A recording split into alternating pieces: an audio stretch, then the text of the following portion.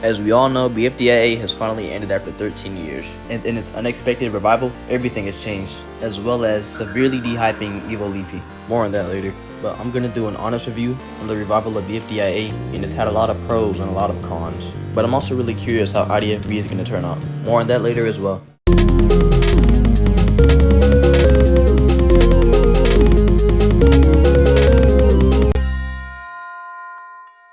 Before we talk about anything I just mentioned, first we're going to have to talk about the pros and the cons, of course. And surprisingly, there is more pros than there is cons. So first, let's start with the pros.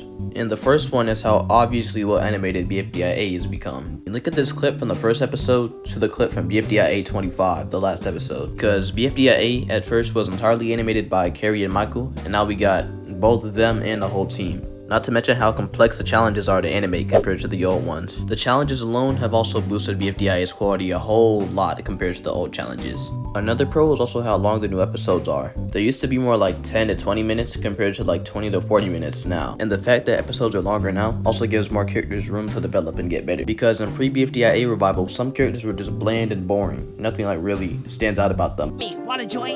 If you don't join, I'll ignite you with firey.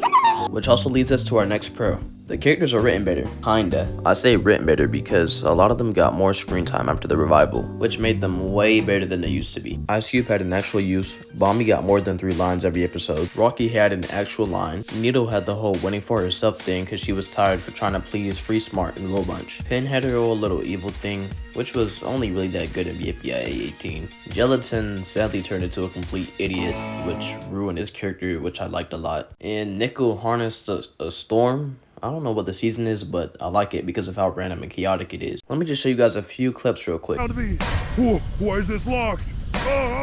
Let me out!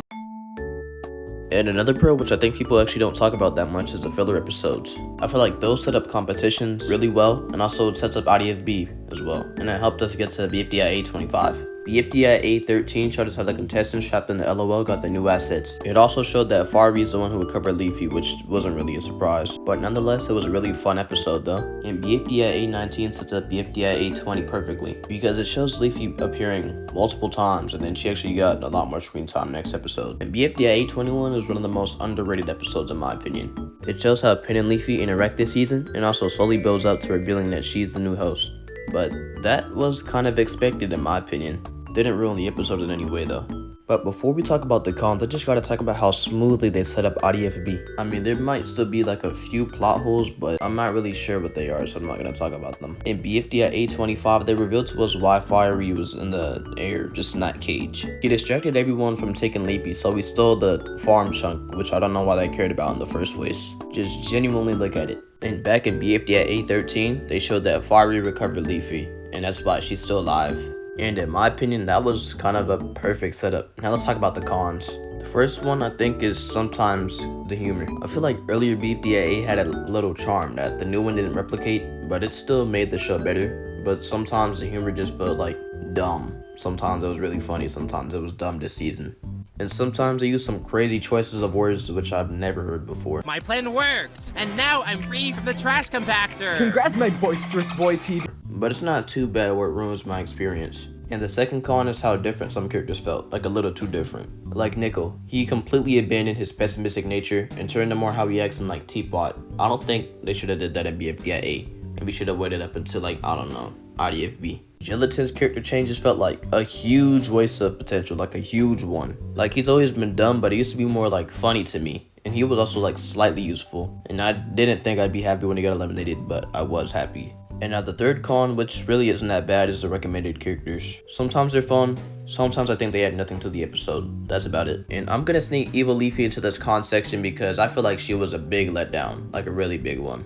I feel like in earlier BFDIA, the contestants were more like actually scared of her, and now she's more like just there. And I remember sometimes when they would actually get captured, it was kind of scary. I remember back in like 2018 watching BFDIA 5A, and I was genuinely scared because when Evo Leafy swallowed that van, the music was playing for like 2 whole minutes. I thought something was gonna happen, nothing happened, but now she's more just like a character that's used to add minutes to the episode. Fries was literally acting like Evil Leafy was his best friend and he's chill with or something. Well, I thought that was kind of funny though, I won't lie. I don't really have any more cons to say, but the only thing I can think about that I don't like is when they do that little loop thing, like every other episode. Now that I've basically finished my review, I just want to say that this was a really fun series to watch. It definitely like killed time when TPOT was taking so long. I really give it like an 8 out of 10. It was really fun. And out of the whole series, my favorite episode is still BFDIA 818, just because not only was it really fun, it felt like the old BFDIA and the new one at the same time. And the end of the episode had me really hyped. It was perfect from start to finish in my opinion. Now we're looking ahead to IDFB 2, and to be honest, I really hope they don't like ruin the charm, because in my opinion, it's really just different and a unique season that I liked and the vibe was there. Anyways, that was my honest review of BFDIA. Hope y'all enjoyed this. Please subscribe, watch my show, and yeah, see y'all later.